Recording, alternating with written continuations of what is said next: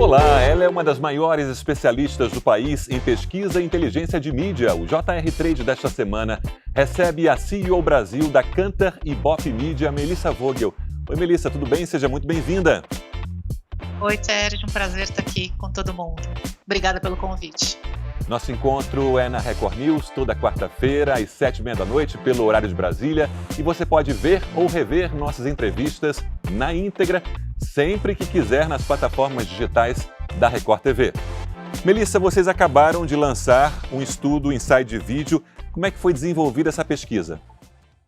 Bom, o Inside Video é uma coletânea de uma série de informações que nós temos dentro de casa, né? Nós somos uma empresa que pesquisa o hábito de consumo de maneira regular. Então, para esse estudo, nós fizemos um compilado de uma série de informações que nós tínhamos já realizado ao longo do ano.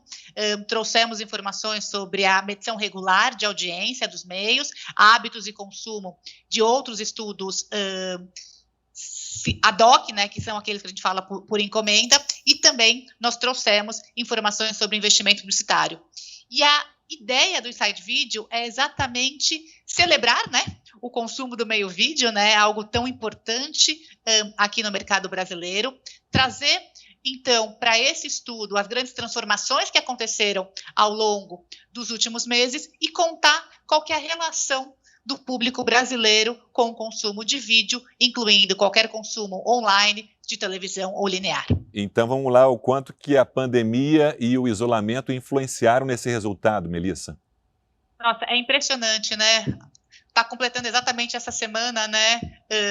Quase um ano, né, que nós estamos dentro das nossas casas, né? E se para nós profissionais a vida mudou, é claro que para todo consumidor isso também mudou, né? Nós percebemos durante esse período uma necessidade muito grande do consumidor se informar e entender o que estava acontecendo nesse período, né? Então, exatamente no dia 24 de março, que foi o dia oficial, né, do nosso isolamento, foi o dia de maior audiência da televisão dos últimos 5 anos, né? E é impressionante o quanto as pessoas voltaram para a televisão para exatamente resgatar as informações que elas precisavam para se sentir seguras, né? A gente teve aí, ao longo do último ano, as grandes audiências dos últimos anos aconteceram exatamente nesse período, e ao mesmo tempo que as pessoas, né, voltaram para os meios de comunicação para poder se informar, elas também voltaram aos meios de comunicação para poder se entreter. Né, e as pessoas entenderam que dentro da casa delas era onde elas se conectariam com o mundo. Então, houve uma mudança fundamental no comportamento de mídia nesse período, né? Não só motivada por essa busca de informação, entretenimento, mas também motivada pela aceleração digital.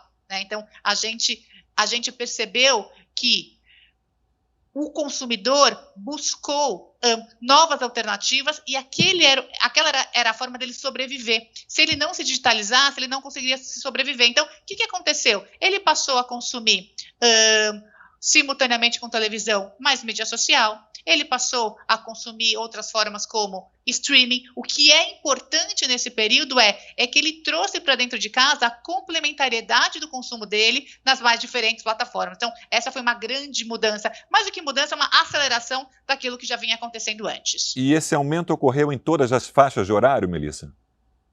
Então, na verdade, tem um aumento significativo desse consumo de televisão, ou mais que televisão, da tela grande, né? Dentro de casa, porque a tela grande passou a ser o foco central da casa, claro, sempre acompanhado, né, dos usos de devices, né, de plataformas individuais. Então, você vê um aumento desse consumo ao longo do dia, mas com características diferentes. Né? O que a gente percebeu durante a pandemia? Com as pessoas mais tempo dentro de casa, elas ligavam, né, a televisão mais cedo, mas ao mesmo tempo elas se desconectavam do trabalho, então teve um aumento, né? Interessante isso, houve um aumento do consumo de televisão do público masculino num período mais cedo. Então, os homens terminavam de trabalhar e iam consumir televisão mais cedo. Uma outra coisa bem interessante foi o movimento das crianças, né? Como muitas estavam em homeschooling, ou seja, estavam estudando dentro de casa, se intensificou a audiência das crianças no período da tarde. Então, existiu sim, né, um aumento da audiência muito adequado a cada perfil, a cada target, acontecendo aí ao longo do dia. E as mulheres entram aonde aí? As mulheres entram durante todo esse espaço, né? Porque as mulheres também estavam em casa com múltiplas atividades, tarefas, né? Trabalhando e educando os seus filhos. O importante é, Sérgio, nesse período, a gente teve, no ano passado, em 2020, 37 minutos a mais de audiência na tela da TV. Ou seja, a gente teve um consumo médio de mais de 7 horas e 9 minutos de televisão, né? E isso mostra como a televisão e o consumo de vídeo foi o grande protagonista exatamente dessa pandemia. E os brasileiros, eles estão consumindo ou consumiram, em média, mais vídeo do que os outros países? Existe sim, nós temos dados aonde o consumo de vídeo no geral aqui no Brasil, ele é mais extensivo do que em outros países, então a média do consumo do Brasil, ela se eleva em relação a todos os outros países. Tem um dado bastante importante que esse consumo é um consumo bastante pulverizado e segmentado, né? Porque as pessoas estão buscando informação, jornalismo, séries e também esporte. Então, o Brasil se destaca nesse universo, nesse ambiente de consumo de vídeo. Nesses recordes batidos, especialmente no ano de 2020, eu tenho aqui que das 50 maiores audiências, 38 foram registradas no ano passado? Foram em 5 anos, ano né? passado, e olha... Em 5 anos. E olha que quando a gente olha para trás, em 5 anos, a gente está falando de grandes eventos, né? Como Copa do Mundo, né? Como Olimpíadas, né? Aqui no Brasil teve a greve dos caminhoneiros. Então, olha o que aconteceu, né? As pessoas se voltaram para a grande tela e importante também destacar que houve uma adaptação muito rápida das emissoras de televisão aos novos conteúdos, né? Porque de um dia para outro você não tinha mais esporte na grade, de um dia para outro você não tinha mais gravação de programa ao vivo, né? Dentro de estúdio, não tinha mais dramaturgia. E mesmo com essa adequação à grade, as pessoas rapidamente perceberam esse momento e se voltaram hoje a grande tela, né? Como a gente tem a telinha, né? A grande tela passa a ser a tela da televisão dentro de casa. Claro que eu vou puxar para o nosso lado, o jornalismo foi o grande destaque. O jornalismo foi um dos grandes destaques. Nós fizemos alguns estudos antes da pandemia e perguntávamos para as pessoas aonde elas se informariam sobre o que estaria acontecendo com o período de Covid, né, com o período da pandemia. 78% delas diziam que buscariam esse conteúdo na televisão. Né? Então, o jornalismo foi um dos grandes destaques. É lógico, houve um aumento, né, de espaço na grade para trazer notícias, né? Então, isso faz também com que as pessoas tenham mais conteúdo à sua disposição. E a gente percebeu que as pessoas se informavam através, né, dos meios consolidados, tradicionais, a televisão, mesmo canais de internet, o rádio, e elas continuavam a conversa na mídia social.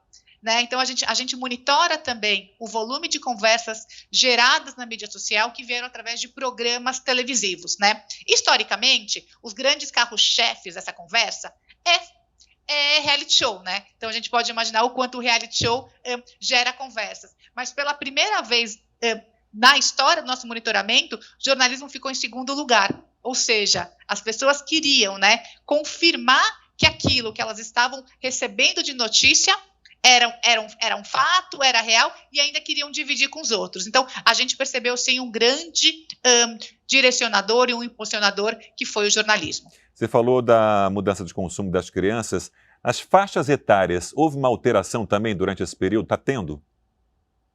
Então, na verdade, o que acaba acontecendo nesse período, né?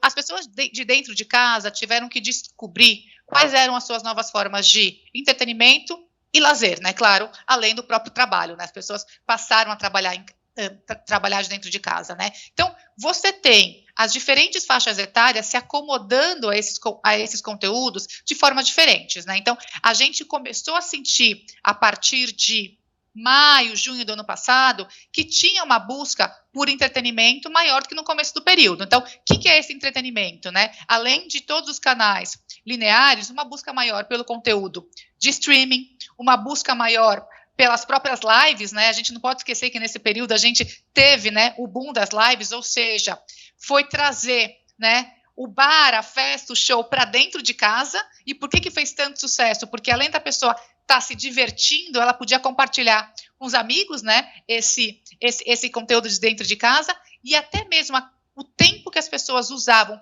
para videogame na tela da televisão aumentou, né? Então, a diversão que é uma coisa que acontecia muito fora de casa, passou para dentro de casa, né? Então, acho que isso acaba acontecendo com todas as faixas etárias. Que tipo de termômetro vocês trouxeram do acesso ao streaming e à internet nesse cenário da pesquisa, então? Então, assim, o que a gente tem desse termômetro de streaming, né? A gente tem um número bem significativo, é que 83% das pessoas hoje consomem ambos, televisão e vídeo. Esse é um número bastante significativo, ou seja, existe uma complementariedade desse consumo. Houve um aumento de 84% das pessoas consumindo vídeo online. Esse também é um outro dado que eu destaco muito. E já 61% dos domicílios conectados com algum tipo...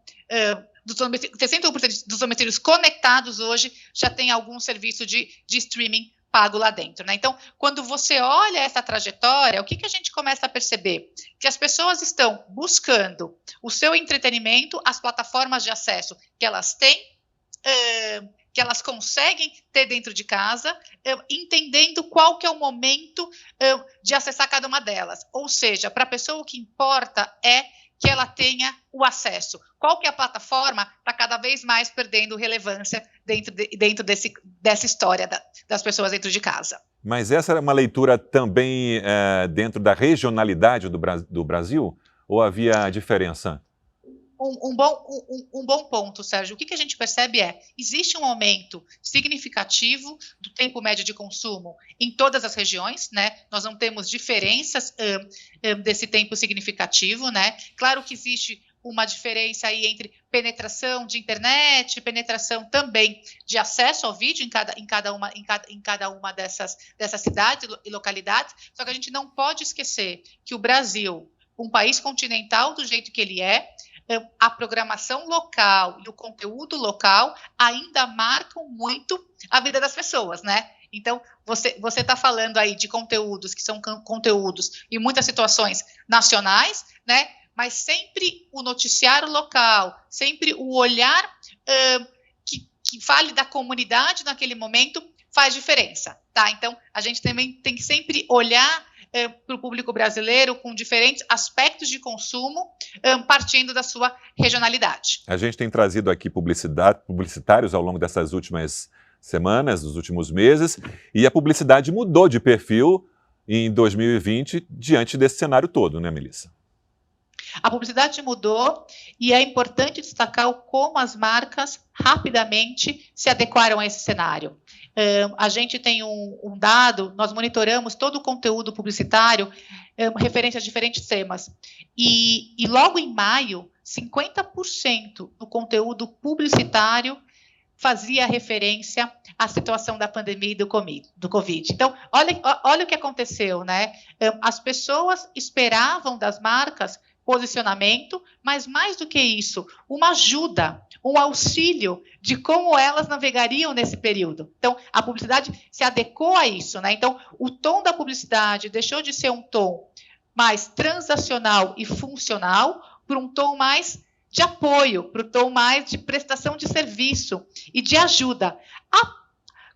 À medida que o tempo foi passando, lá mais ou menos já para junho, para julho, o que a gente percebeu? Que as marcas voltaram a uma rotina de conteúdo mais funcional. Por quê? Porque as pessoas, naquele momento, já tinham entendido, né, o cenário que elas tinham, esperavam já das marcas o mesmo tipo de comunicação que elas tinham antes, né? Então, isso mudou muito. A Kantar Ibope é uma referência para o mercado em termos de audiência e vocês vão lançar aí uma nova fase de medição online. Como é que é? Bom, vamos contar. Consumo online. A gente falou muito, né, no bloco anterior sobre a aceleração digital, né? Então, da mesma maneira que as tendências de mídia mudaram, que o consumidor mudou, a nossa medição também precisa evoluir e mudar. Então, a partir desse ano, nós estamos implantando uma nova tecnologia no nosso painel, né? Quando eu digo painel, é na nossa amostra de domicílios, né? Que hoje são medidos, que é medida. E nessa mudança, a gente passa a medir vídeo ao invés de só televisão, né? E como é que isso acontece? Para eu poder explicar como isso acontece, eu vou voltar um passo atrás para explicar como é que é a medição de televisão hoje, né? A medição de televisão hoje passa pela seleção de uma amostra representativa do universo, ou seja, selecionamos domicílios que representem o consumo de televisão total do país em 15 regiões metropolitanas, instalamos com consentimento do domicílio um aparelho que chama Pipometer nos televisores do domicílio. E aí que a gente consegue, então, através desse aparelho, registrar a audiência em cada um dos televisores, para cada um dos canais, faixas horárias e públicos. A partir desse ano, nós estamos instalando um outro aparelho, também nesses mesmos domicílios, que ele chama Focal Meter. Ele é instalado no roteador da casa e a gente consegue medir em todo o domicílio que tenha internet de banda larga os outros consumos que não são consumos só de TV linear. Ou seja, eu consigo registrar também o consumo de streaming, o consumo de os mais diferentes tipos de vídeo. Hoje eu já tenho essa informação, mas qual que é a diferença? A partir de agora, a gente passa a segregar essa informação. Hoje eu consigo falar qual que é o total do consumo na tela da TV. Agora eu vou conseguir falar, além dos canais de televisão, qual que é o consumo que acontece também com vídeo online. E além de medir a tela grande, a gente passa também a medir os outros aparelhos de consumo, que podem ser tanto o computador como também o celular. Ou seja, a partir de um único painel, eu vou ter, então, a medição total de vídeo. Você falou no método de audiência, adoro quando as pessoas viram para mim e falam, liguei todas as TVs da casa para te dar maior audiência, mais audiência. Não é bem assim, mas, enfim, a boa vontade é o que prevalece.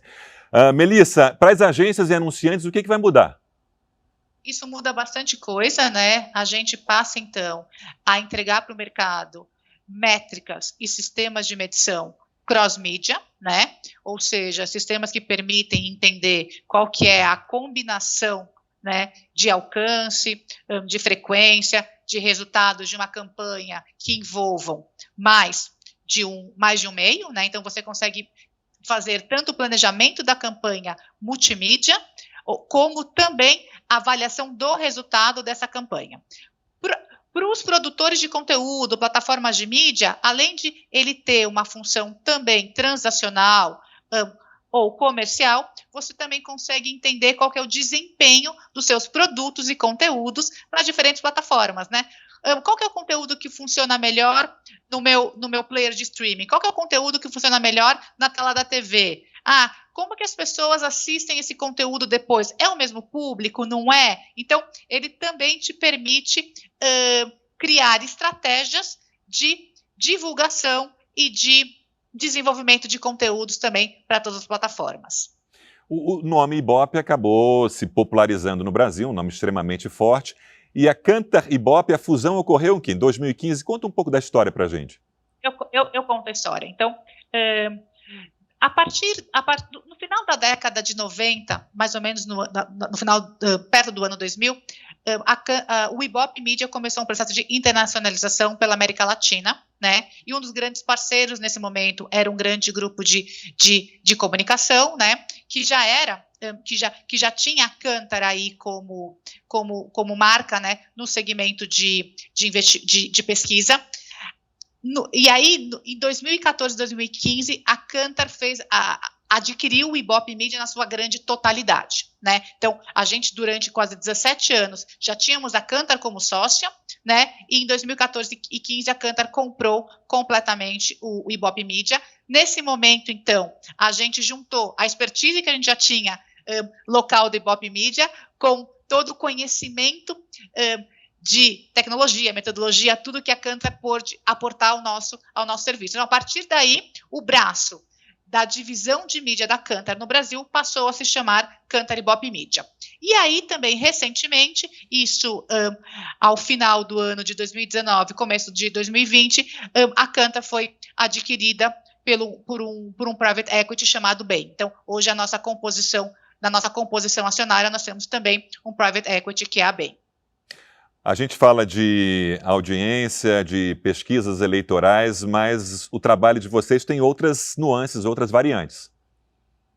Tem, o nosso trabalho então assim. Então, hoje, né, dentro da Cantar Ibope Mídia, o nosso grande objetivo, mais do que isso, a nossa missão é fornecer ao mercado informações que permitam a tomada de decisão no setor de mídia. Então, hoje temos serviços, né, de medição de consumo de todos os meios, né? Então, como a gente falou bastante aqui da audiência, agora estamos indo para o cross-mídia. Nós também fazemos o monitoramento do investimento publicitário para permitir que todos os players do mercado entendam como é que a atividade caminha, né? Quais são as categorias, setores que mais investem em mídia, em quais canais que eles investem, qual é a sazonalidade desse investimento, além de permitir a verificação da exibição desses comerciais. E nós temos também uma série de outras informações relacionadas ao consumo em geral, que cruzam também dados de consumo de mídia, com consumo de produto, com consumo de com estilos de vida. Então, nós temos um leque completo de soluções para atender o segmento de mídia. E além do segmento de mídia, a própria Cantar, né, atua com outras divisões no segmento que a gente chama de insights, né, que é o entendimento completo sobre aspectos de comunicação, de marca, satisfação de consumidor. Temos uma divisão focada em entender consumo no geral, que é a WorldPanel. Ou seja, esse é o nosso leque completo, de uma maneira muito resumida, daquilo que nós entregamos para o mercado. Melissa, a gente está passando pelo momento mais difícil da pandemia, infelizmente, mais difícil até do que no ano passado. O que vocês estão esperando para 2021? Acho que seguramente, nesse momento hoje que eu falo com você, talvez essa seja a pergunta mais difícil desse papo que a gente teve aqui, dessa conversa que nós tivemos, exatamente por esse cenário, né? O final do ano passado foi um final de ano de um aquecimento, né, do mercado publicitário e da indústria. Começamos janeiro e fevereiro, claro, entendendo o contexto, que não era um contexto igual ao do começo do ano anterior, mas bastante promissor. Agora, nesse momento, né, a gente espera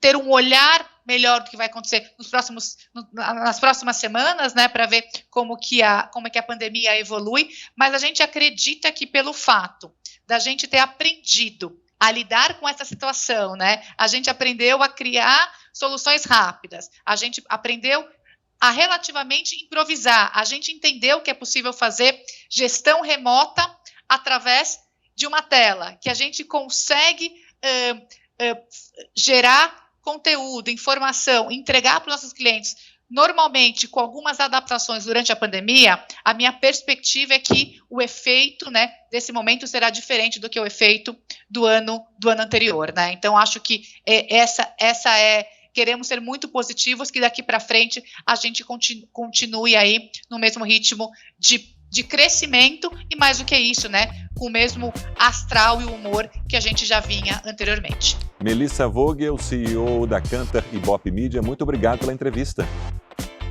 Muito obrigada, foi um prazer enorme estar aqui conversando com vocês. Obrigada. E você pode sempre assistir ao JR Trade na Record News às quartas-feiras, 19h30, pelo horário de Brasília, e ver ou rever nossas entrevistas sempre que quiser, na íntegra, nas plataformas digitais da Record TV. Até semana que vem.